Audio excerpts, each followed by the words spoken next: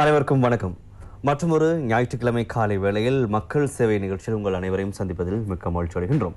இன்றைய மக்கள் சேவை நிகழ்ச்சிக்கு செல்லும் முன்பாக குறிப்பாக மன்னனும் மாசற கற்றவனும் சீர்தூக்கின் மன்னனிற் சிறந்தோன் கற்றோன், மன்னனிற்கு தன் நாடில்லாமல் சிறப்பில்லை, கற்றோனுக்கு சென்றடமெல்லாம் சிறப்பு என்பதாக ஔவையாருடைய மிக அழகான அந்த பாடல் வரிகள் உணர்த்தக்கூடிய விடயம் என்ன அப்படின்றது எல்லோருக்கும் தெரியும். இருந்தாலும் நான் ஒரு சொல்லுகின்றேன்.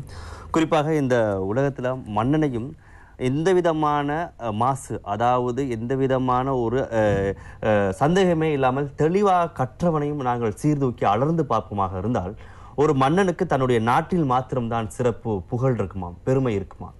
ஆனால் ஒரு கற்றவனை பொறுத்த வரைக்கும், நன்றாக கல்வி கற்றவனை பொறுத்த வரைக்கும், இந்த உலகத்தின் எந்த மூளை முடுக்குக்கு சென்றாலும் கூட அவனுடைய பெருமை எந்த காலத்திலுமே மங்காது.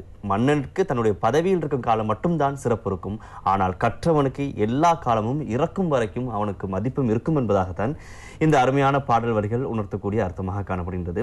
எனவே இந்த பாடல் வரியிலிருந்தே நீங்க புரிஞ்சிருப்பீங்க, ஔவையார் பல ஆண்டுகளுக்கு முன்பாக, பல நூற்றாண்டுகளுக்கு முன்பாக கல்வியினுடைய முக்கியத்துவத்தை ஒரு நாட்டினுடைய மன்னனுக்கு ஒப்பிட்டு சொல்லியிருக்கின்றாராக இருந்தால், எந்த அளவிற்கு அந்த காலத்திலேயே கல்வி என்பது உயர்ந்த நிலையில் இருந்திருக்கின்றது அப்படின்றது உங்க எல்லோருக்கும் தெரியும். எனவே அது அந்த காலத்தில் அப்படி இருக்குமாக இருந்தால், இக்காலத்தில் நாங்கள் சொல்லி புரிய வேண்டிய அவசியமே இல்லை. அந்த அளவுக்கு கல்வியினுடைய முக்கியத்துவம் அப்படின்றது மிக சிறப்பானதாக காணப்படுகின்றது, மிக உயர்ந்த நிலையில் கூட காணப்படுகின்றது. முதலாவதாக நாங்கள் ஒரு பணக்காரனை பார்ப்போமாக இருந்தால், பணம் இருக்கும் மாத்திரம்தான் அவரை நாங்கள் மதிப்போம். ஆனால் பணம் இறந்ததுக்கு பிறகு, இல்லாததுக்கு பிறகு அவர் நாங்கள் மதிக்கிறது அப்படின்றது சற்று குறைந்துவிடும். ஆனால் ஒரு படித்த மனிதனை நாங்கள் கண்டோமாக இருந்தால், அவரிடம் பணம் இல்லாவிட்டாலும் பரவாயில்லை, ஒரு ஏழ்மையான வாழ்க்கை வாழ்ந்தாலும் பரவாயில்லை, அவரை கண்டவுடனேயே ஐயா வணக்கம் சார் அப்படின்றவே இன்னும் இல்லைன்ற அளவுக்கு நாங்கள் மரியாதை கொடுப்போம். எனவே அதுதான் கல்வியினுடைய மதிப்பாக காணப்படுகின்றது.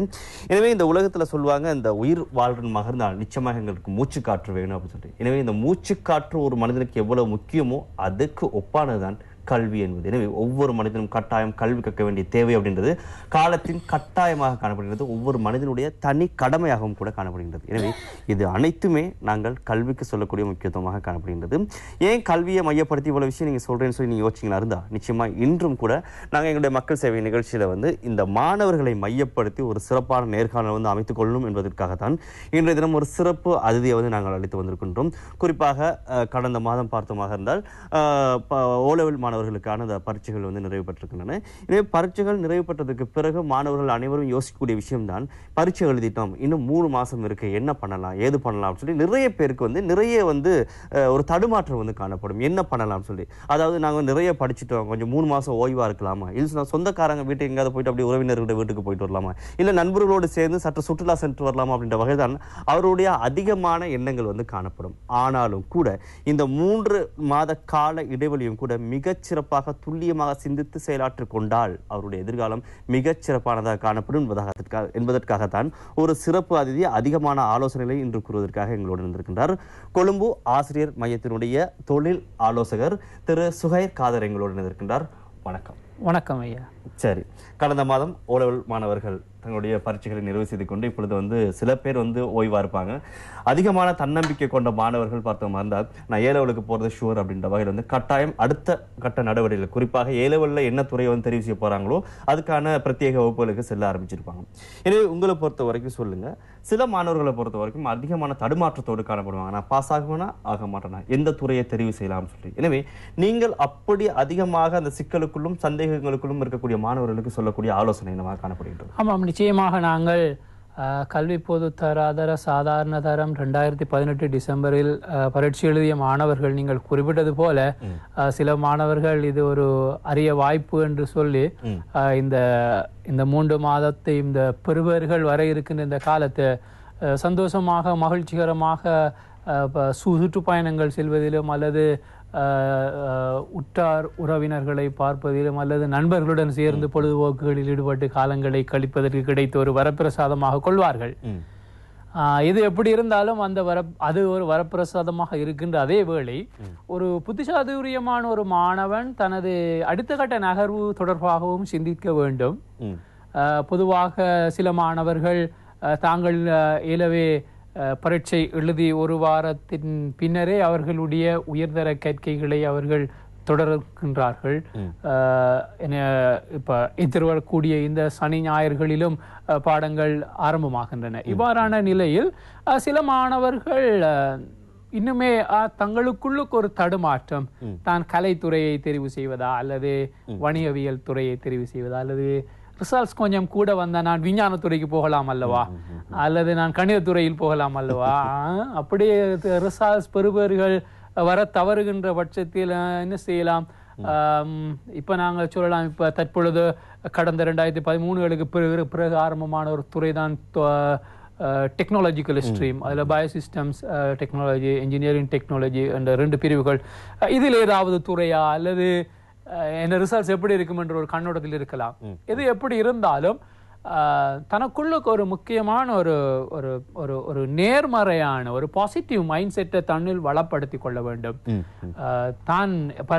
தான் எழுதிய பரீட்சைக்கு தான் எவ்வாறு நான் தயாரானேன், அந்த தயாரான பரீட்சையிலிருந்து நான் எப்படி அந்த பரீட்சையில் அந்த சரியாக அந்த பாட விடயங்களை நான் முன்வைத்திருக்கிறேன் வினவப்பட்ட வினாக்களுக்கு.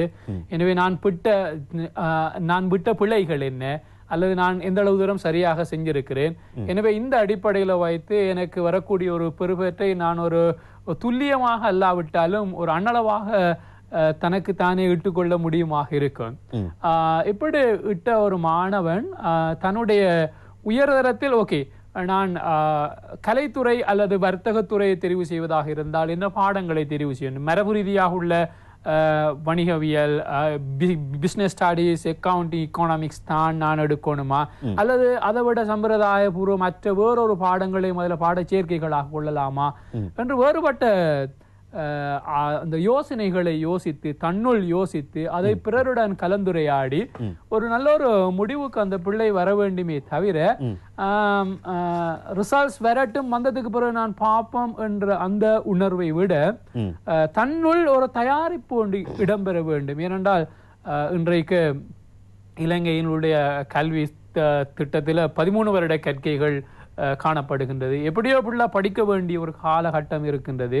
அதனால பிள்ளை யோசிக்கலாம், ஓகே நான் எக்ஸாம் பாஸ் பண்றேன் என்ற ஒரு நோக்கத்தை வச்சு அந்த பிள்ளை யோசிக்குமாக இருந்தா ஓகே அப்படின்னு சொன்னா பல்கலைக்கழகத்தை நோக்கி நான் என்னுடைய உயர்தரத்தை ஆக்க வேணுமாக இருந்தால் பல்கலைக்கழகத்தில் என்ன வகையான வாய்ப்புகள் காணப்படுகின்றது, எவ்வாறான செட் ஸ்கோர் காணப்படுது, காமர்ஸ் ஸ்ட்ரீமுக்கு என்ன சப்ஜெக்ட், அதில் உள்ள கோர்சஸுக்கு என்ன செட் ஸ்கோர், ஸோ அப்ப என்ன பாட சேர்க்கைகள், இது தொடர்பாக பிள்ளை தனக்கு தெரிந்த தனக்கு மூத்தவர்களுடன் கலந்துரையாடலாம். அது ஒரு சீனியர் ஸ்டூடெண்டா இருக்கலாம், அல்லது ஆசிரியர்களாக இருக்கலாம், அல்லது பெற்றோராக இருக்கலாம், அல்லது தனது உறவினர்களாக இருக்கலாம். யாராக இருந்தாலும் அவர்களுடன் சேர்ந்து இவ்வாறான ஒரு முன் தயாரிப்பில் ஈடுபட முடியும் என்பதுதான் எனது சுருக்கமான கருத்து. இது சுருக்கமான கருத்துன்னு சொல்ல முடியாது, ஆனால் மிக முக்கியமான கருத்தை தான் நீங்கள் வந்து பதிவு செஞ்சிருக்கீங்க. உண்மையாகவே நிறைய மாணவர்கள் தற்காலத்தில் வந்து அதிகமான தடுமாற்றத்தில் வந்து தான் காணப்படுவாங்க. என்னத்தான் அவங்க வந்து இந்த ஹாலிடேவை வந்து என்ஜாய் பண்ணாலும் கூட அவங்களுக்குள்ள ஒரு உள்ளூர ஒரு பயம் காணப்படும். என்னுடைய எதிர்காலம் என்ன ஆக போகுது, எதிர்காலத்தில் என்ன பண்ணலாம். நிச்சயமாக ஒவ்வொரு மனிதனுடைய வாழ்க்கையுடைய முதல் படியே வந்து நிச்சயமாக வந்து ஓலவலா தான் வந்து காணப்படும்.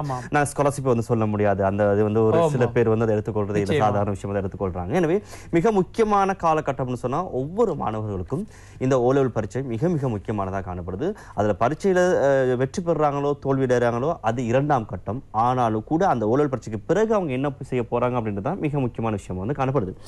அடுத்த கேள்வி என்ன சொல்லி பாத்தீங்கன்னா இருந்தா திரு சுவேதா காதர், அதை நிறைய பேர் யோசிக்கிறாங்க வந்து இந்த ஏலெவல்ல என்ன பாடத்தை வந்து நாங்கள் தெரிவு செய்யலாம் அப்படின்றது அதிகமான தடுமாற்றம் காணப்படுறாங்க. இப்ப நீங்க சொன்ன மாதிரி வந்து ஒன்று கணக்கில தெரிவு செய்யலாமா, இல்லை வந்து நான் கலைப்பிரிவை தெரிவு செய்யலாமா, இல்லை ஏனைய துறைகளை தெரிவு செய்யலாம். நிறைய பேர் வந்து மெக்ஸ்ல எடுத்துட்டு அதிகமான கஷ்டத்துக்கு உள்ளாகிறத வந்து அவதானிச்சிருக்கிறோம். அப்படி அதிகமாக இந்த சந்தேகத்தோடும் நிறைய பேர் வந்து அந்த குழம்பி போயிருக்கக்கூடிய மாணவர்களுக்கு நீங்க சொல்லக்கூடிய ஆலோசனை என்ன? ஆமாம், நிச்சயமாக பிள்ளைகள் தடுமாற வேண்டிய அவசியம் இல்லை. காரணம், பிள்ளைகள் தான் எடுத்த முடிவுகள் சரியாக எடுத்தால் தடுமாற வேண்டிய அவசியம் இல்லை. எனவே முடிவுகள் பிள்ளையாக அல்லது பொருத்தமற்றதாக இருக்கும் பொழுதுதான் அந்த தடுமாற்றங்கள் பிள்ளையில் ஏற்படக்கூடியதாக இருக்கும். எனவே பிள்ளைகள் தான் யாரு, செல்ஃப் அனாலிசிஸ் என்று நாங்கள் சொல்றோம், சுய பகுப்பாய்வு.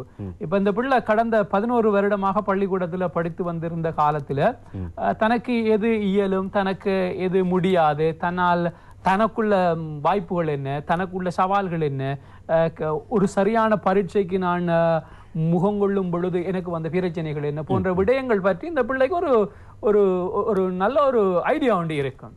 எனவே அந்த பிள்ளைகள் அதை வச்சு அதை இன்னும் கொஞ்சம் டெவலப் பண்ணலாம். சரியான ஒரு ஃபார்மேட்ல நாங்க சொல்றோம். இந்த பிள்ளை சுயமாக நான் யார், எனக்கு என்னிடம் உள்ள திறன்கள் என்ன, சில நேரம் என்னிடம் மறைந்திருக்கக்கூடிய திறன்களை கூட அந்த பிள்ளை தேடி பார்க்கலாம். எனவே அந்த பிள்ளை அந்த திறமைகளை சரியாக அடையாளம் கண்டு தன்னிடத்துல மறைந்திருக்கக்கூடிய பலவீனங்களையும் கூட அந்த பிள்ளை அடையாளம் காணலாம். சார், நீங்க சொல்ற பதில்களும் சிறப்பானதான் காணப்படுது.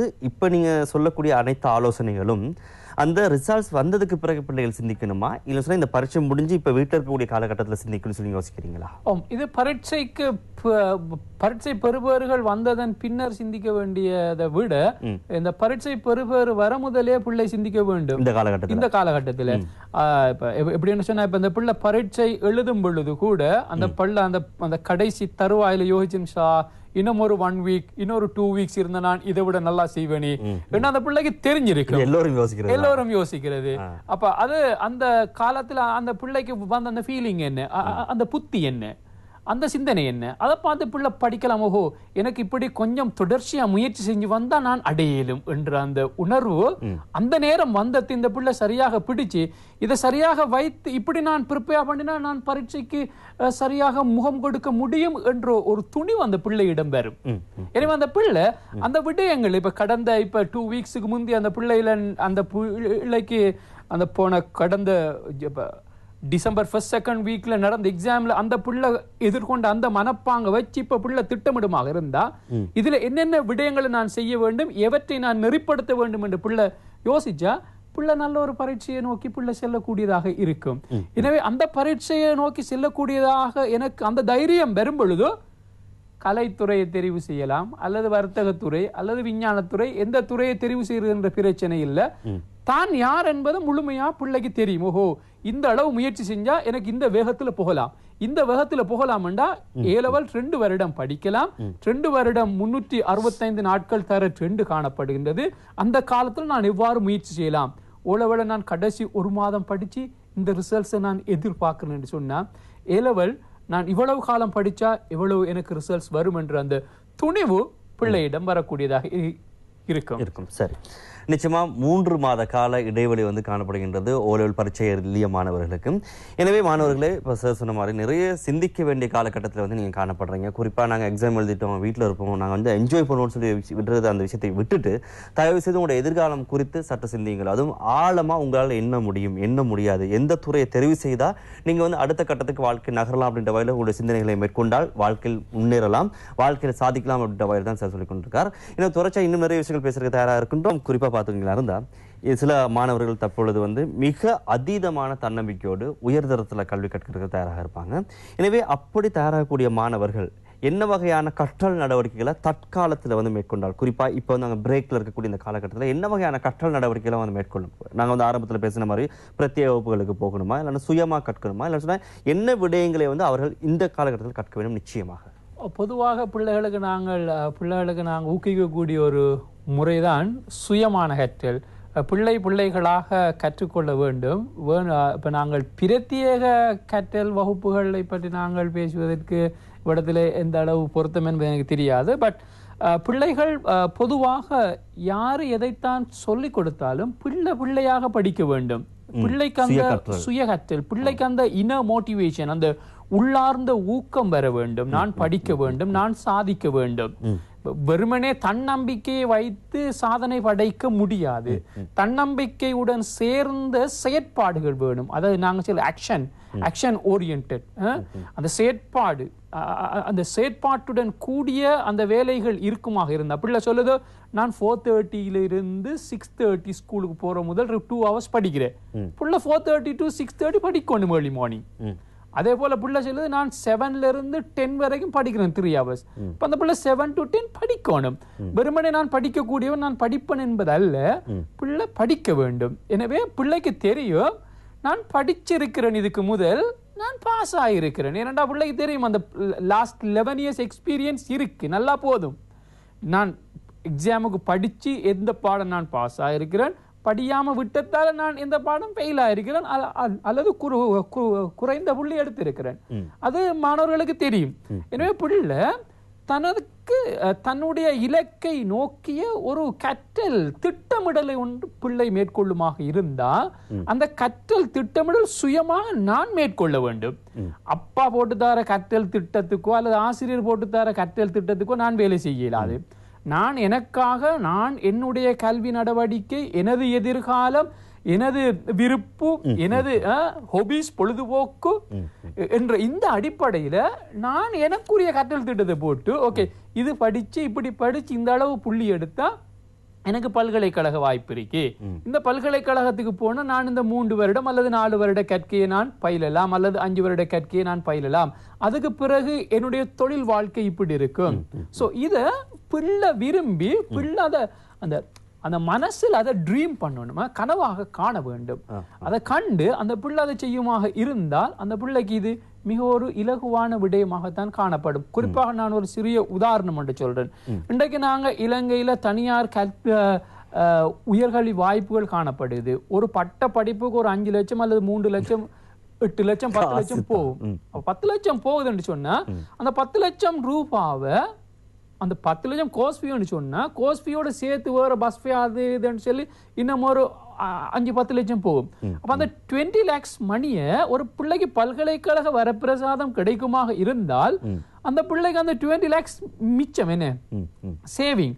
அந்த 20 lakhs எடுத்து அந்த பிள்ளை அந்த பட்டத்தோட போயிட்டு ஏதாவது ஒரு தனக்கு தன்னால தான் முயற்சி செய்து ஒரு வியாபாரத்தை அல்லது ஒரு செயற்பாட்டை, ஒரு கம்பெனியை அல்லது ஏதாவது ஒரு விடயத்தை தான் ஆரம்பிக்க முடியும். எனவே பிள்ளை யோசிக்கணும், நான் இந்த 20 lakhs லூஸ் பண்றதை விட 2 வருடம் முறைப்படி ப்ரிப்பேர் பண்ணி சரியா பாஸ் ஆனா எனக்கு அந்த பல்கலைக்கழக வரப்பிரசாதத்துல இலகுவாக கிடைக்கும். பல்கலைக்கழகத்துக்கு நுழைஞ்சா அங்க இன்னும் வேறுபட்ட வரப்பிரசாதங்கள், மகாபல பர்சரி, அதே போல சாப்பாடு, ஹாஸ்டல், மற்ற நூலகம் போன்ற வெவ்வேறுபட்ட வரப்பிரசாதங்கள் இன்னும் உள்ளுக்கு இருக்கு. எனவே பிள்ளை யோசிக்க வேண்டும், இந்த இலகுவான முறையில எப்படி நான் இந்த வரப்பிரசாதங்களை பெற்றுக்கொள்ள வேண்டும், இதை பெற்றுக்கொள்றதுக்கு இந்த 2 வருடத்தை நான் எப்படி தயார்படுத்துறேன். எனவே யாருடைய சொற்களையும் நாங்க கேட்க வேண்டிய அவசியம் இல்லை. கேட்க வேண்டுமாக இருந்தால் பெற்றோர் ஆசிரியர்கள் சொற்களை நாங்கள் கருத்தில் கொள்ள வேண்டும். கருத்தில் கொண்டு நான் முடிவு செய்யணும், எனது உயர்கல்வி, எனது எதிர்காலம் எவ்வாறு இருக்க வேண்டும், நான் அதற்கு இவ்வாறு தயாராக வேண்டும். சுய கற்றல், சுய அட்டவணை அல்லது சுய திட்டம், கற்றல் திட்டம் பிள்ளை வகுக்க வேண்டும். பிள்ளைதான் அதை பிளானர், பிள்ளைதான் சூப்பர்வைஸ் பண்ற, பிள்ளைதான் இவெலுவேட் பண்ற, பிள்ளைதான் திரும்ப என்ன சரி மாடிஃபிகேஷன் செய்யறேன்னா பிள்ளைதான் செய்யணும். அப்படி செய்யுமாக இருந்தால் அந்த செல்ஃப் லேர்னிங்ல அல்லது சுய கற்றல்ல அந்த பிள்ளைக்கு வெற்றி கிடைக்கும், நிறையவே பிள்ளை சாதிக்கக்கூடிய சந்தர்ப்பம் கிடைக்கும். இதை நாங்க சொல்லுவோம் இந்த சுய பரிசோதனை அப்படின்ட்டு. ஒவ்வொரு மனிதனும் தன்னைத்தானே அறிந்திருத்தல் வேண்டும். தனக்கு என்ன முடியும், தனக்கு என்ன முடியாது, எதை செய்யணும், எதை செய்யக்கூடாது அப்படின்றத இந்த சுய பரிசோதனை ஒவ்வொரு மனிதனும் ஒவ்வொரு மாணவர்களும் மேற்கொண்டால் சிறப்பானதா இருக்கும் அப்படின்ற வகையில சொல்லியிருக்கீங்க. அண்மையில இந்த பரீட்சைகளை எவ்வாறு எதிர்கொள்ளணும் அப்படின்ற வகையில ஒரு மேலித்தை ஒரு ஆங்கிலத்துல ஒரு நேர்காணல் பார்க்க கிடைத்தது பிபிசில. அதுல சொல்லப்பட்ட மிக முக்கியமான விஷயம் பாத்தீங்கன்னா, அவர் ஒரு உளவியல் ஆலோசகர், ஒரு ஆசிரியர் உளவியல் ஆலோசகர். அவர் சொல்றாரு என்ன சொல்லி பாத்தீங்கன்னா, ஒரு மாணவனை பொறுத்த வரைக்கும் தன்னுடைய வயதிலிருந்து 3 நிமிஷங்களை கூட்டிக் கொண்டு படிக்கணும் அப்படின்ட்டு. உதாரணத்துக்கு ஒரு மாணவருக்கு 8 வயசுக்கு இருக்குன்னா +3. எனவே ஒரு மாணவனுக்கு 11 நிமிடங்கள் ஒரு குறித்த சப்ஜெக்ட்ல அப்படியே நிலைத்திருக்க முடியும். அந்த 11 நிமிஷம் கற்கக்கூடிய கல்விதான் அப்படியே அவன் அடிமனசுல பதியும் அப்படின்னு சொல்லி. இப்ப 15 வயசுல ஒரு மாணவன் கற்பானாக இருந்தால் அவருக்கு 3 அதுல சேர்த்து கொண்டால் 18 நிமிஷம். எனவே வயதோடு 3ஐ கூட்டிக் கொண்டு ஒவ்வொரு மாணவர்களும் அந்த செகண்டை கரெக்டா உள்வாங்கி கொண்டு, நிமிஷங்கள் உள்வாங்கி கொண்டு ஒரு சப்ஜெக்ட்ல நாங்க ஆர்வம் செலுத்தினா மிகச்சிறப்பா பதியும். வேற எங்கேயுமே பார்க்க கூடாது, இதுல மட்டும் ஆர்வம் செலுத்துங்க அப்படின்ற வகையில மிக அருமையான சில ஆலோசனைகளை சொல்லியிருப்பாங்க. எனவே மாணவர்களே, இந்த விஷயம் உங்களுக்கு பொருத்தமா இருக்கும் சொல்லி நினைக்கிறோம். இனி வரும் காலங்களில் நீங்க கற்பீங்களா இருந்தா உங்களோட வயதோடு 3 நிமிஷத்தை கூட்டிக் கொண்டு ஒரு குறிப்பிட்ட சப்ஜெக்டையோ ஒரு பாடலையோ இல்ல ஒரு செய்யுளையோ நீங்க பாடமாக்குவீங்களா இருந்தா நிச்சயமா உங்களோட மனசுல பதியும் அப்படின்றத நானும் செஞ்சு பார்த்திருக்கேன். சற்று சரியா வந்திருக்கு. சரி, தொடர்ச்சியா பேசுவோம். அடுத்த கேள்வி மிக முக்கியமான ஒரு கேள்வி. சில மாணவர்களை பொறுத்த வரைக்கும் இந்த ஓவர் கான்பிடென்ட் சொல்வார்கள், அதீதமான நம்பிக்கையோடு காணப்படுவார்கள். சரி, எனக்கு 8A இருக்கு, 7A இருக்கு, சரி நான் தான் 9A எடுத்துட்டேனே, இனி என்ன அப்படின்ற வகையில சில பேர் தன்னுடைய தகுதிக்கு மீறி அப்படின்ற கூட சொல்லலாம். அதாவது தனக்கு நிச்சயமா முடியும், ஒரு கலைத்துறையா தான் இருக்குமாக இருந்தால் நீங்க சொன்ன மாதிரி வந்து பெற்றோரோ ஆலோசகரோ தெரிந்தவங்களோ நீ ஏன் டாக்டர் ஆகக்கூடாது, நீ ஏன் ஒரு இன்ஜினியர் ஆகக்கூடாது, நீ ஏன் வந்து ஒரு வணிக கல்வி கற்கக்கூடாது அப்படின்ற வேலை ஒரு தேவையில்லாத சில ஆலோசனைகள் வந்து மேற்கொள்வாங்க. எனவே இப்படி இருக்கக்கூடிய மாணவர்கள் வந்து மற்றவர்கள் சொல்றதை கேட்டு வேறு துறைகளை தெரிவு செய்யறது சரியா, இல்லைன்னு சொன்னால் தனக்கு மாத்திரம் தன்னம்பிக்கையா இருக்கக்கூடிய கலைத்துறையோ வணிகத்துறையோ இல்லைன்னு சொன்னா வந்து விஞ்ஞான பிரிவு தெரிவு செய்யறது சரியா இருக்குமான்னு சொல்லி நினைக்கிறீங்க? ஆமாம், இது தொடர்பாக நாங்கள் கடந்த கால அனுபவங்களுடன் நான் தொடர்படுத்தி பேசும் பொழுதோ 9 8 அல்லது 7 அதாவது அதிகூடிய பெருமானங்களை அல்லது பெறுபேறுகளை எடுத்ததற்காக நான் இந்த துறை தான் படிக்க வேண்டும், இந்த துறைகள் படிக்க கூடாது, எனது ஓலவல் ரிசல்ட்ஸுக்கு இந்த துறைக்கும் சம்பந்தம் இல்லை, ஒரு பொருத்தப்பாடு காணப்படவில்லை என்பதாக பிள்ளைகள் நினைக்க முடியாது. அதே போன்று ஒரு ஒரு ஒரு ஒரு பெருமட்டான பெறுபேறு எடுத்து அந்த குறித்த பாடத்துறையை கற்க விரும்புகின்ற ஒரு பிள்ளைக்கு உன்னது பரீட்சை பெறுபேறு, ஒரு சாதாரண பரீட்சை பெறுபேறு இதெல்லாம் சாதிக்க முடியாது என்றும் ஆசிரியர்கள் கூறவும் முடியாது, பெற்றோர் எண்ணவும் இயலாது. அதே போன்று இப்ப நீங்க கேட்ட கேள்விக்கு இந்த கேள்வியின் அடிப்படையில அதீத நம்பிக்கை அல்லது இந்த 8A 7A அதிகப்படியான பெறுபேறுகளை பெற்ற மாணவர்கள் கலைத்துறை தான் படிக்க முடியாது என்பது தொடர்பாக நாங்கள் கதைப்போமையானால் அது குறித்த மாணவனுடைய விருப்பம். குறித்த மாணவன் தான் அந்த குறித்த துறையை படிக்க வேண்டும். எனவே அந்த குறித்த துறையை படிக்க வேண்டுமாக இருந்தால் குறித்த மாணவன்ல காணப்படுகின்ற திறமைகள் கண்டுபிடிக்கப்பட வேண்டும். அதை நாங்கள் சுருக்கமாக சொன்னா தொழில் ஆர்வ பரீட்சை என்று சொல்லி ஒன்று இருக்கு, கரிய இன்ட்ரெஸ்ட் டெஸ்ட். அப்படி இல்லாட்டி நாங்கள் இன்னொரு டெஸ்ட் இருக்கு, கரிய கீ தொழில் திறவு கால் என்று சொல்லி ஒரு டெஸ்ட் இருக்கு. இந்த ரெண்டில் ஏதாவது ஒரு டெஸ்ட் இது ஆன்லைன்ல காணப்படுகின்றது. இந்த டெஸ்ட்டை பிள்ளை செய்யணும். அதே போல் ஆனால் அந்த ஆன்லைன்ல டெஸ்ட்டை கண்டாலும் அந்த பிள்ளை அந்த ஒரு கரியர் அட்வைசருடைய அந்த ஒரு கன்சல்டேஷனை பிள்ளை எடுக்கணும். அப்படி எடுத்து பார்க்கும் பொழுது இந்த பிள்ளை உண்மையாக எந்த பாடங்களை செஞ்சா இந்த பிள்ளைக்கு பொருத்தமாக இருக்கும், எதிர்காலத்தில் என்ன வகையான வாய்ப்புகள் இந்த பிள்ளைக்கு பொருத்தமானதாக இருக்கும் என்பது தொடர்பாக கூற முடியும். எனவே பிள்ளை முடியுமாக இருந்தால் அந்த கரியர் கீ அல்லது கரியர் டெஸ்ட் தொழில் ஆர்வ பரீட்சையை செய்வதன் ஊடாக பிள்ளை தனது விருப்பத்தை, தொழில் தொடர்பான தனது விருப்பத்தை கண்டுகொள்ளலாம். இன்றைக்கு நாங்கள் நிறைய திணைக்களங்களையோ அல்லது வேலை தளங்களையோ நாங்கள் சென்றால் எங்களுக்கு நன்றாக புலப்படும். குறித்த தொழிலை செய்வதில் சிலர் திருப்தியற்றவர்களாக, சிலர் அல்ல பலரே திருப்தியற்ற நிலையில் காணப்படுகின்றார்கள். காரணம் அவர்களுடைய தொழில் தெரிவு தொடர்பான பிரச்சனை. எனவே நாங்கள் உயர்தர கற்பது எங்களது தொழில் சரியான தொழிலை நோக்கி செல்லக்கூடிய ஒரு பாதையாகத்தான் நாங்கள் உயர்தரத்தை வைக்க வேண்டும். எனவே அந்த இடத்தில் பிள்ளை கலைத்துறையில் சென்றால் ஒரு நல்ல சந்தர்ப்பம் வாய்ப்பு அந்த பிள்ளைக்கு கிடைக்குமாக இருந்தால் அந்த பிள்ளை கலைத்துறையில் செல்வது பிரச்சனை அல்ல. அந்த பிள்ளையினுடைய விருப்பம் ஒரு கணக்கியல் துறை அல்லது வணிகத்துறையாக இருந்தால் அந்த பிள்ளை வணிகத்துறையில் செல்வது பிரச்சனை அல்ல. எனவே இது குறிப்பாக பெற்றோர்கள் சில தவறுகளை விடுவதுண்டு. எனக்கு கணக்காளராக ஆக முடியவில்லை, அல்லது பொறியியலாளராக ஆக முடியவில்லை, அல்லது வைத்தியராக ஆக முடியவில்லை, எனவே எனது கனவை எனது பிள்ளை நனவாக்க வேண்டும் என்பதற்காக தனது பிள்ளையிடம் அதனை நனவாக்க திணித்தல். இவ்வாறு திணிக்கப்படும் பொழுது பிள்ளை விருப்பத்துடன் ஏற்றுக்கொண்டால் பிள்ளையது விருப்பம் அதுவாக இருந்தால் பிரச்சனை இல்லை. பிள்ளையோட விருப்பம் அதுவல்ல, பெற்றோரின் விருப்பத்திற்காக தாய் அல்லது தகப்பன் சொல்கின்றார் என்பதற்காக நான் இதனை செய்கின்றேன் என்ற ஒரு காரணத்தில் வந்தால் அது பாரியோர் பிரச்சனையாக காணப்படும். எனவே முற்றுமுழுதாக மாணவர்கள் மாத்திரம் அவருடைய சுய விருப்பத்தின் பேரில் வந்து எதிர்கால துறைகளை வந்து தெரிவு செய்யணும் அப்படின்ற சொல்ல வாங்க. அதோட அந்த பிள்ளைக்கு தெரியணும் பெற்றோருடைய கருத்துக்களை உள்வாங்கி தனக்கு எது முடியுமோ தான் என்ன செய்ய வேண்டும் என்பது தான் முடிவு செய்ய வேண்டும். சிலர் பிள்ளைகள் பெற்றோர் நீங்க தானே சொன்ன சயின்ஸ் ஏஜில், நீங்க தானே செஞ்ச மேத்ஸ் ஏஜில், நீங்க தானே சொன்ன நீங்க காமர்ஸ் ஏஜில், எனக்கு இது செய்யலாம், என்ன கஷ்டமா இருக்கு. இப்போ ஃபர்ஸ்ட் இயர்ல end of the first year அல்லது செகண்ட் இயர் எக்ஸாமுக்கு அப்ளிகேஷன் போட முதல் புள்ள தடமாறி கொண்டிருக்கும்.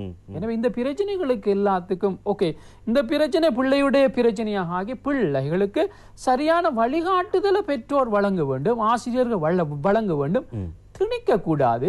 பாடங்களை பற்றி சிலர் அந்த பாடங்களை பயமுறுத்தாற்ற உதாரணமா இதுல நிறைய கணக்கு இருக்கு.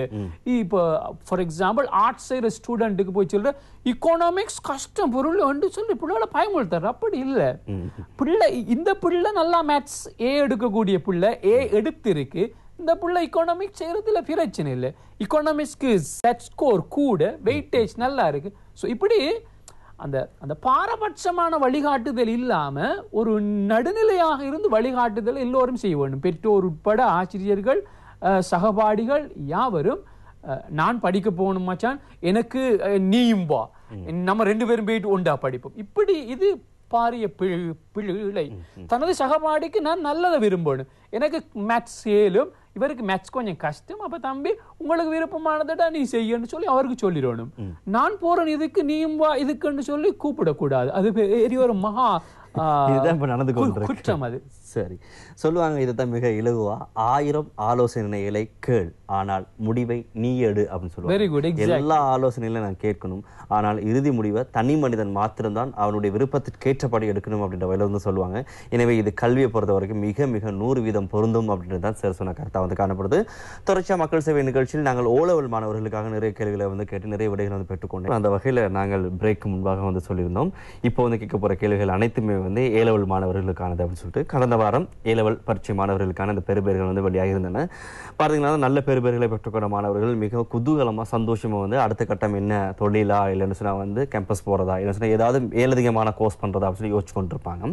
ஆனால் அந்த மாணவர்களை தவிர்த்து சில மாணவர்கள் பரீட்சையில் வந்து தோல்வி அடைஞ்சிருப்பாங்க, ஃபெயில் ஆகிருப்பாங்க. எனவே அந்த மாணவர்களுக்கான ஒரு ஊக்கப்படுத்தலாக இந்த கேள்வி இருக்குன்னு சொல்லி நினைக்கிறேன். எனவே அப்படி ஏலவல் பரீட்சையில் தோல்வி அடைந்த மாணவர்கள், நல்ல பெறுபேறுகளை பெற்றுக்கொள்ளாத மாணவர்கள் என்ன பண்ணணும்னு சொல்லி நீங்கள் சொல்ல வாரீங்க? என்ன துறையாக இருந்தாலும் பரவாயில்லை. ஓகே, நிச்சயமாக ஏலெவல் பரீட்சையில் சித்தி அடைய தவறிய மாணவர்களுக்கு நிறையவே வாய்ப்புகள் இலங்கையில் காணப்படுகின்றன. உதாரணமாக நாங்கள் சொன்னால் திறந்த பல்கலைக்கழகம் திறந்தே இருக்கின்றது. மாணவர்களை இவ்வாறான மாணவர்களுக்கு வாய்ப்பளித்து கொண்டே இருக்கின்றது. என்னென்ன துறைகள் குறிப்பாக?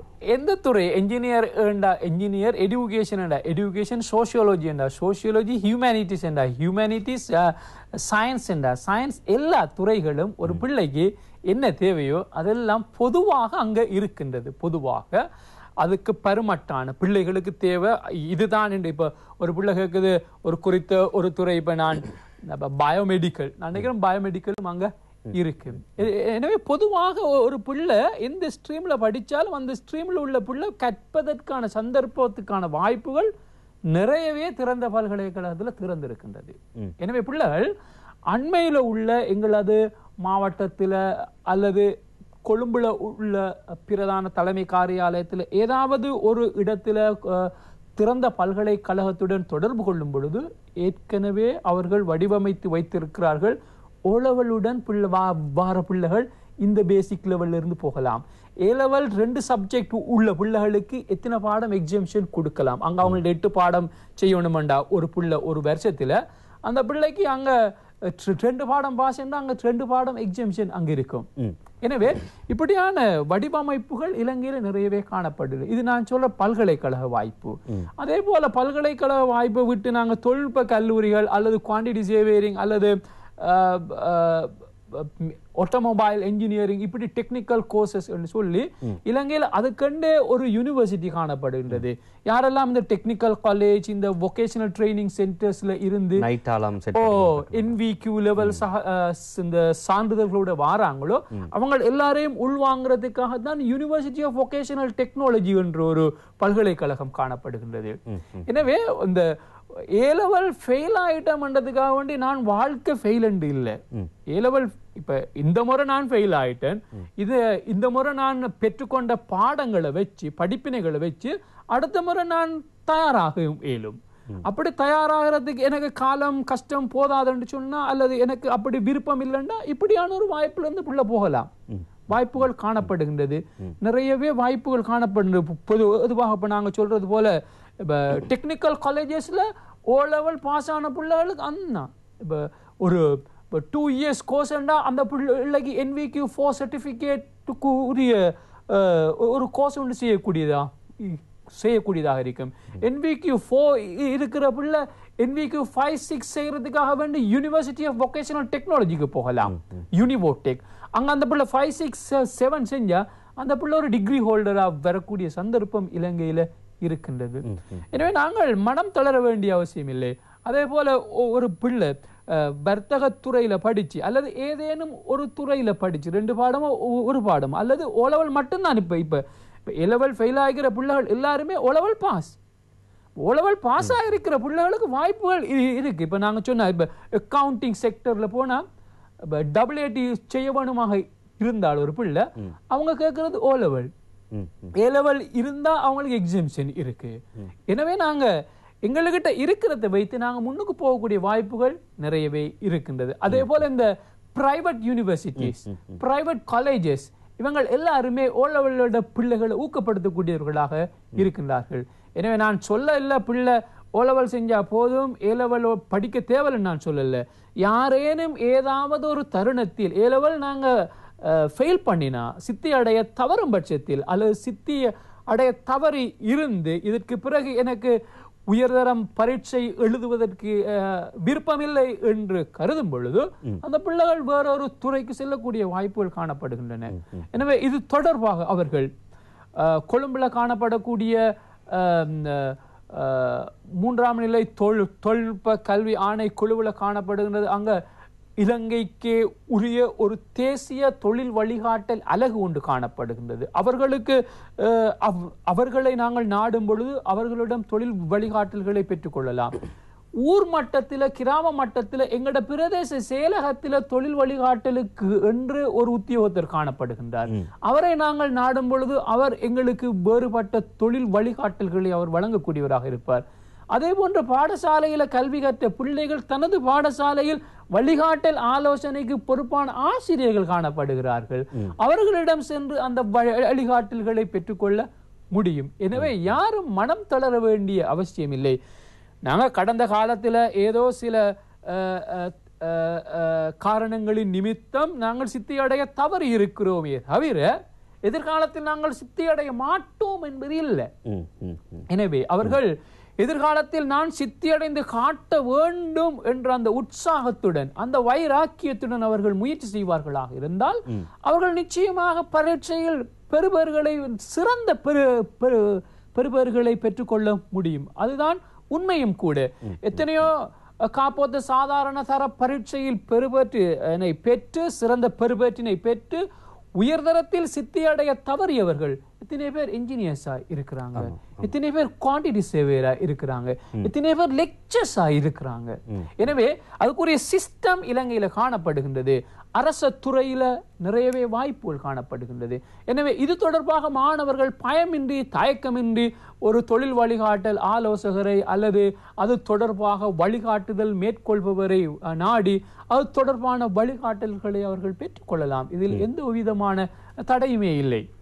சரி, நல்ல ஒரு அருமையான பதில் வந்து சொல்லியிருக்கீங்க. எனவே அடுத்த கேள்வியை கூட உங்களோட பதிலிருந்து தான் வந்து நான் எடுக்க போறேன். அதாவது சொல்லுவாங்க அந்த ஹையர் ஸ்டடீஸ் அப்படின்றது அதிகமாக பேசப்படுகின்ற ஒரு பொருளாக வந்து மாறி இருக்கின்றது.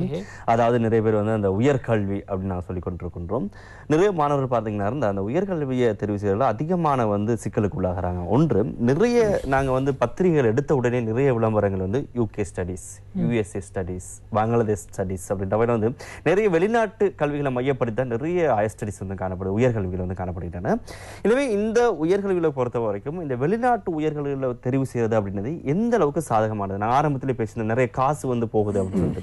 இப்போ A-level பாஸ் பண்ணாலும் சரி, ஃபெயில் ஆனாலும் பரவாயில்ல, வந்து இப்போ வெளிநாட்டு உயர்கல்வியில் வந்து தெரிவு செய்யறாங்க. எனவே இப்படி தெரிவு செய்யக்கூடிய அந்த கல்விகள் வந்து உண்மையாகவே அந்த மாணவர்களுக்கு பயன்மிக்கதாக வந்து காணப்படுதா இல்லை என்று சொன்னால் அவருடைய வாழ்க்கையை வந்து அடுத்த கட்டத்துக்கு நகர்த்துகின்றதா, இல்லை நீங்க சொன்ன மாதிரி வந்து காசை வந்து அதிகமாக வந்து வீண்வரைமாக்குதா? இது மிகவும் என்ன ஒரு சிக்கலான வினா. இருந்தாலும் ஒரு உண்மையான ஒரு பதில சொல்லுங்க. நிறைய மாணவர்கள் வந்து இருந்தாலும் பிள்ளைகள் வெளிநாட்டில கிராமத்துல படிக்கிறதை விட நகரத்துல கொழும்புல போய் படிக்க பிள்ளைகளுக்கு விருப்பம், அல்லது நகரப்புறத்துல போய் படிக்க விருப்பம். சூழல் அங்க போய் படிக்கிறது விருப்பம். அதே போல இலங்கையில படிக்கிறதை விட நான் இந்தியாவில போய் படிக்க விருப்பம். அதே சேம் காஸ்ட், சில நேரம் சேம் காஸ்ட் அல்லது கொஞ்சம் கூட, எனக்கிட்ட அப்பா அம்மா கிட்ட காசு இருக்கு, எடுத்துக்கிட்டு போய் படிப்போம். உதாரணத்துக்கு இப்படி இப்ப இலங்கையிலேயே ஆனா அப்படித்தான் போகலாம், இந்தியாவிலேயே ஆனா அப்படித்தான் போகலாம், அமெரிக்காவிலேயே ஆனா அப்படித்தான் போடலாம். எனவே என்ன வித்தியாசம் அங்க சென்று படிக்கும் போது? அது பிள்ளைகளுடைய தனிப்பட்ட விருப்பம் தான் அதுக்குரிய காரணம். பிள்ளைகள் அப்படி செல்வதற்கு சில வேளைகளில் மாத்திரம் இங்கு அதற்குரிய வாய்ப்புகள் இல்லை என்றால், பொதுவாக இலங்கையில் பொதுவாக முதற் பட்டத்துக்கான இளமானி கற்கை நெறிகளுக்கு பொதுவாக வாய்ப்புகள் இலங்கையில காணப்படுகின்றது. வெளிநாடுகளுக்கு செல்ல வேண்டிய அவசியம் இல்லை சில துறைகளை தவிர. பொதுவாக இங்கு இருக்கின்ற துறைகளுக்கும் பிள்ளைகள் வெளிநாட்டுக்கு சென்று படிக்கிறதுக்கு ஒரு விருப்பம். அது பிள்ளைகளுடைய அந்த மன கற்பிதம், நாங்க வெளிநாட்டுல படிச்ச, நான் பங்களாதேஷ்ல படிச்சேன் அல்லது நான் யூகேல படிச்சேன், யூஎஸ்ல படிச்சேன், அங்க இருந்து படிச்சு வந்தா எனக்கு இப்படி இருக்கும். அந்த பிள்ளைகளுக்கு அங்க இருக்கிற அந்த சேலஞ்சஸ் தெரியாண்டு நினைக்கிறேன். அந்த சேலஞ்ச் அதான் நாங்க சொல்ற, பொதுவாக இப்படியான ஒரு தீர்மானத்தை ஒரு பிள்ளை எடுக்கும் பொழுது அங்க இருந்து படிச்சு வந்த ஒரு 5 பேருட்டு இந்த பிள்ளை போய் கதைச்சு கேட்கணும். கேட்டா தெரியும் அங்க என்ன வகையான உண்மையான நிலை தெரிய வரும். அதை தெரிஞ்சதுக்கு பிறகு பிள்ளை யோசிக்க, இப்ப நான் என்ன செய்ய, உண்மையா போறதா இல்ல நான் இங்க படிச்சுட்டு என்ன ஒரு மாஸ்டர் டிகிரி ஒன்று சேர்த்து அங்க போறதா, அப்படி பிள்ளை யோசிக்கும். பிறகு இந்த தகவல் தெரிஞ்சா, தகவல் தெரியாம தான் பிள்ளை யோசிக்கிற, நான் இந்தியாவுக்கு போய் படிக்கலாம், யூஎஸ்க்கு போகலாம், யூகேக்கு போகலாம். அங்க பிள்ளைகள் தெரியாது. அங்க பிள்ளைகளுடைய அந்த நல்ல சூழல், நல்ல நிறைய காசு, ஓகே, பிரச்சனை இல்லை. ஆனால் அதுக்கு கஷ்டமான சிரமமான நிலையில பெற்றோர் பிள்ளைகளை அனுப்புவார்களா இருந்தால், அது நாங்கள் நிறைய பேர் நாங்கள் பார்க்குறோம், யூகேக்கு ஃபாரின் ஸ்டடீஸ் என்று போகிறாங்க. ஆனால் போயிட்டு வரும்பொழுது அந்த ஸ்டடீஸ் இல்லை, சல்லி கொஞ்சம் வரும், காசு கொஞ்சம் வரும், ஸ்டடீஸை கொண்டு வந்திருக்கிறாராண்டா இருந்துரு. ஆனால் போயிருப்பார் ஸ்டூடெண்ட் வீசால, ஆனால் வந்திருப்பார் அந்த ஸ்டூடெண்ட் வீசாவுக்கு குவாலிஃபைடாக வந்திருப்பார். இப்படித்தான் பொதுவான காண்றவங்கள்ட்ட நான் என்னுடைய தனிப்பட்ட இது சரிப்புல எனக்கு தெரியாது, நான் கண்ட அனுபவங்கள், என்னுடைய தனிப்பட்ட அனுபவம் அப்படி இருக்கு.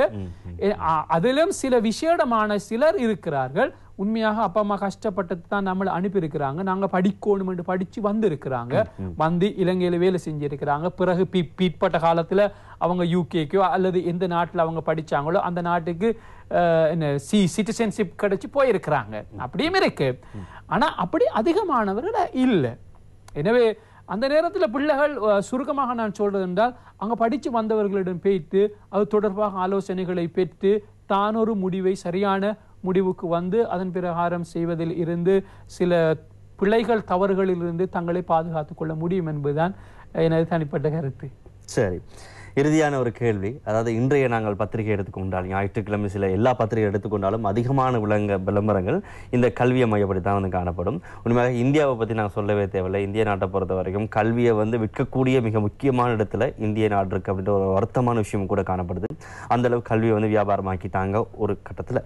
அடுத்த மிக முக்கியமான விஷயம் பார்த்தோமா இருந்தால், இப்போ ஏலவல் மாணவர்கள் சில பேர் வந்து அடுத்த கட்டத்துக்கு போகிறதுக்கு வந்து வசதி வாய்ப்பு குறைவாக இருக்கலாம், அதாவது உயர்கல்வி படிக்கிறதா இருக்கலாம், இல்லை சில பேர் கேம்பஸ்க்கு வாய்ப்பு கிடைச்சும் கூட போகாமல் இருப்பாங்க குடும்ப சூழ்நிலையை கருத்தில் கொண்டு. அதே வேளையில் வந்து ஏலவல் ஃபெயிலான மாணவர்களும் கூட கட்டாயம் தொழில் ஒன்று தெரிவு செய்யணும் அப்படின்ற வகையில் வந்து ஆர்வம் கொண்டிருப்பாங்க. எனவே இந்த ஏலவல் முடித்த மாணவர்கள் பாஸ் ஆனாலும் சரி ஃபெயில் ஆனாலும் சரி, எப்படியான தொழில் தெரிவுகளை வந்து மேற்கொண்டால் அவர்கள் வந்து வாழ்க்கையில முன்னேறலாம், குறிப்பாக ஏலவல் முடிச்சதுக்கு பிறகு?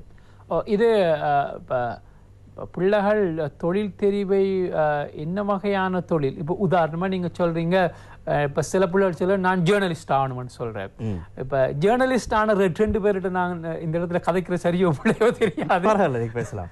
ஜேர்னலிஸ்ட் ஆன 2 பேர்கிட்ட கேட்டா, சார் ஜேர்னலிஸ்ட் நல்லம் தான், தொழில் ஓகே, தொழில் நல்ல தொழில், பிரச்சனை இல்ல, நல்ல கௌரவம், பெரிய மதிப்பு கிடைக்கும். ஆனா சார் துட்டு பைசான்னு சொன்னா சார் கொஞ்சம் குழப்பம்தான் என்று ஒரு கதையை சொல்லி இருக்கிறாங்க. அது உண்மையா பொய்யான்னு எனக்கு தெரியாது, ஆனா சிலர் என்னிடம் சொன்ன கதை. அப்ப நான் சொல்றேன், தம்பி நீங்க ஜேர்னலிஸ்ட் ஆகணும்ன்றது உங்களோட விருப்பம்டா, என்ன நோக்கம் உங்களோட ஜேர்னலிசம், உங்களோட நோக்கம் காசு சம்பாதிக்கணும்டா, அப்ப நீங்க 2 தடவை யோசியுங்க, இன்னும் 2-4 ஜேர்னலிஸ்ட போயிட்டு நீங்க மீட் பண்ணி கதையுங்க. ஆனா அது இல்லாம நான் இப்படியான ஒரு ஊடகத்துறையில சேர்ந்து நான் இப்படி எனக்கு இந்த ஊடகத்துறைக்கு சமர்ப்பிக்கக்கூடிய இந்த திறமை காணப்படுகின்றது என்ற இந்த திறமையை முழுமையாக நான் ஊடகத்துறையில் பயன்படுத்தும் பொழுது ஊடகத்துறை வளர்ச்சி அடையும் என்றொரு நோக்கம் இட்ஸ் ஓகே. அது இல்லாம அதுக்கடையில வேற என்ன சரி நோக்கம் இருந்தா தம்பி நீங்க 2 தினம் யோசிக்கணும் என்ற விடயத்தை நாங்க சொல்றேன். அதாவது பிள்ளைகள் என்ன நோக்கத்துல நான் என்ன தொழில் ஓகே ரைட் இப்ப பிள்ளை எனக்கு காசு வேணும் நான் சரிப்பனே காசு வேணும் அப்பா அம்மா கிட்ட காசு இல்லை என்ற குடும்பம் கஷ்டத்துல இருக்கு வறுமையில் இருக்கு. அப்ப தம்பி நீ காசு சம்பாதிக்க அவசரமா காசுண்டா ஸ்கில் கஷ்டமாக இருக்கும். ஸ்கில் இல்லாம பிள்ளை அவசரமா காசு சம்பாதிக்கக்கூடிய ஏதாவது ஒரு தொழிலுக்கு போக வேண்டி இருக்கும். இல்ல ஆனா கொஞ்சம் ஒரு 2-3 இயர்ஸ் படிச்சு நல்ல ஸ்கில் ஒன்று எடுத்து அதுக்கு பிறகு நம்ம காசு சம்பாதிப்போம். Very good. அப்ப அது அந்த பிள்ளை ஸ்கில்லோட போயிட்டு காசு 2-3 இயர்ஸ்க்கு பிறகு நிறைய காசு அந்த பிள்ளைக்கு கைக்கு வரும். அந்த காசை அந்த பிள்ளையோட அந்த காசு வாரத்தை ஒரு நாளும் தடை செய்ய இயலாது. ஏனண்டா அந்த பிள்ளைகிட்ட அந்த தேவையான ஸ்கில் இருக்கு. எனவே எந்த ஒரு நபரும் எங்களுடைய சாதாரண பொதுவான கருத்து என்னன்னு சொன்னா தொழிலொன்றை நாடி செல்பவர்கள் ஸ்கில் பேஸ்ட் ஆப்பர்ச்சுனிட்டிக்கு போங்க. அந்த ஸ்கில் பேஸ்ட் ஆப்பர்ச்சுனிட்டியில ஸ்கில்ல திறனை எடுங்கோ. திறனை எடுக்கிறதுக்கு என்ன ட்ரைனிங் என்ன படிப்பு எது அந்த திறன் உங்களுக்கு தருவதோ அதை எடுங்கோ. அந்த திறன் அந்த படிப்பை வச்சு நல்லா சம்பாதிக்குங்கோ. சம்பாதிக்க வேணுமாக இருந்தால் அந்த படிப்பை அந்த தொழிலை வச்சு நல்லா சேவை செய்யுங்கோ. நீங்க சேவை செய்யறதுக்கு நல்ல விருப்பம் உண்டா அந்த தொழில் அந்த திறனை வச்சு ஒரு ஃபேக்டரி ஒரு தொழிற்சாலையை போடுங்க. அதுல 4 பேருக்கு தொழில் கொடுங்க. இது தான் சுயமாக யோசிச்சு நான் என்ன செய்யணும் what is my ambition what I want to do இந்த பிள்ளை நான் என்ன செய்ய வேண்டும் இந்த பிள்ளையாக செஞ்சு டிஸ்கஸ் பண்ணி தனக்குள்ள டிஸ்கஸ் பண்ணி ஒரு சரியான ஒரு கரிய பிளான் ஒன்று போடணும். தொழில் திட்டம் ஒன்று. இந்த தொழில் திட்டத்தை போடுற பிள்ளை தொழில் திட்டத்தை போட்டுட்டு சும்மா விடாம அந்த தொழில் திட்டத்தின் படி இந்த திட்டத்தை 2 வருடத்துல அல்லது அடுத்த 3 வருடத்துல நான் அச்சீவ் பண்றேன் எப்படி என்று சொல்லி யோசிச்சு ஸ்டெப் பை ஸ்டெப் 6 மாசத்துக்கு இந்த அடைவு அடுத்த 6 மாசத்துக்கு இந்த அடைவு அடுத்த 6 மாசம் இப்படி என்று சொல்லி அந்த 3 வருடத்துல சரியான ஒரு திட்டம். 3 வருடம் சில நேரம் பிள்ளைக்கு மிஸ் ஆனா 4வது வருடம் மோடிஃபை பண்ணி அந்த டார்கெட் அடைஞ்சிட்டு அதுக்கு பிறகு இதுக்கு தேவையான ட்ரைனிங் எக்ஸ்பீரியன்ஸ் என்ன வேணுமென்ற நேரத்தோடய நான் யோசிச்சேன்னு சொன்னா பேரலா சமகாலத்தில் அதுக்கு நான் ப்ரிப்பேர் பண்ணி இருக்கிற காலத்தில் எக்ஸாமுக்கு ப்ரிப்பேரேஷன் செஞ்சு கொண்டிருக்கிற காலத்தில் அந்த எக்ஸ்பீரியன்ஸை நான் பார்ட் டைம் எடுத்துக்கொள்ளும் அல்லது சுய தொழில் ஒன்று செஞ்சு அந்த எக்ஸ்பீரியன்ஸை எடுத்துக்கொள்ளும். எனவே படிப்பு அந்த 2 அல்லது அந்த 3 அந்த 4 வருடம் முடிஞ்சதுக்கு பிறகு எனக்கு நல்ல எக்ஸ்பீரியன்ஸ் இருக்கு நல்ல அறிவு இருக்கு நல்ல திறன் இருக்கு. இது 3ஐயும் கொண்டு ஊழிய சந்தையில வைக்கும் பொழுது இவர தொழில் சும்மாவே தேடி வரும். எனவே அந்த தொழிலை என் பக்கம் இழுக்கக்கூடியதாக கவர்ந்து இழுக்கக்கூடியவாறு நான் தயாராக வேண்டும். அதற்கு ஒரு ஸ்மார்ட் ஒர்க் கொண்டு இந்த பிள்ளை செய்யணும். நிச்சயமா ஸ்மார்ட் ஒர்க் கொண்டு அந்த பிள்ளை செய்யணும். அந்த தொழில் திட்டத்தின் அடிப்படையில் இந்த ஸ்மார்ட் ஒர்க்கின் படி இந்த பிள்ளை போகும் பொழுது இந்த கரைச்சல்கள் வேஸ்ட்களை தவிர்த்து இலகுவாக தனது இலக்கை அடையக்கூடியதாக இருக்கும். அந்த இலக்கின் பிரகாரம் தான் தனக்கு தேவையான தொழிலை தேடிக்கொள்ளக்கூடியதாக இருக்கும் அல்லது அவரே அந்த தொழிலை தயார் செய்யக்கூடியவராக இருப்பார். சரி, அருமையான ஒரு பதிலை சொல்லியிருக்கீங்க. நிறைய பேசுறதுக்கு சந்தோஷமா வாய்ப்பு இருக்கிறது. ஆனாலும் கூட நேரம் எங்களுக்கு அந்த சந்தர்ப்பத்தை தரவில்லை. எனவே நாங்கள் இறுதி கட்டத்தில் இணைந்திருக்கின்றோம். இன்றைய தினம் எங்களுடைய மக்கள் சேவை நிகழ்ச்சியை பொறுத்த வரைக்கும் மாணவர்களை மையப்படுத்தி நிறைய ஆலோசனைகளை எங்களுடைய அதிதியாக கலந்து கொண்ட திரு சுகைர் காதர் பகிர்ந்து கொண்டிருந்தார். குறிப்பாக இவர் கொழும்பு ஆசிரியர் மையத்தினுடைய தொழில் ஆலோசகராக காணப்படுகின்றார். எனவே நிறைய விளக்குகளை இந்த வேலையில் பகிர்ந்து கொண்டு குறிப்பாக O-level மற்றும் A-level மாணவர்கள் பரீட்சைகளுக்கு பிறகும் பரீட்சைக்கு முன்பும் இவ்வாறு தயாராக வேண்டும். அதே வேளையில் அவரோட தொழிலை பொறுத்த வரைக்கும் எவ்வாறு தயாராக வேண்டும், உயர்கல்வியை பொறுத்த வரைக்கும் தயாராக வேண்டும் என்ற வகையில் தன்னுடைய அனுபவபூர்வமான கருத்தை நிறையவற்றை பகிர்ந்து கொண்டார். எனவே சார் சொன்ன மாதிரி நீங்க இப்படியான விடயங்கள் வாழ்க்கையில் மேற்கொள்வீங்களா நிச்சயமா நீங்களும் ஔவையார் சொன்ன மாதிரி இந்த உலகத்தில் எந்த மூலை முடுக்கு சென்றாலும் இவன் படித்தவன் இவன் கற்றவன் அப்படின்ற ஒரு மதிப்பு மவுசோட வாழலாம்.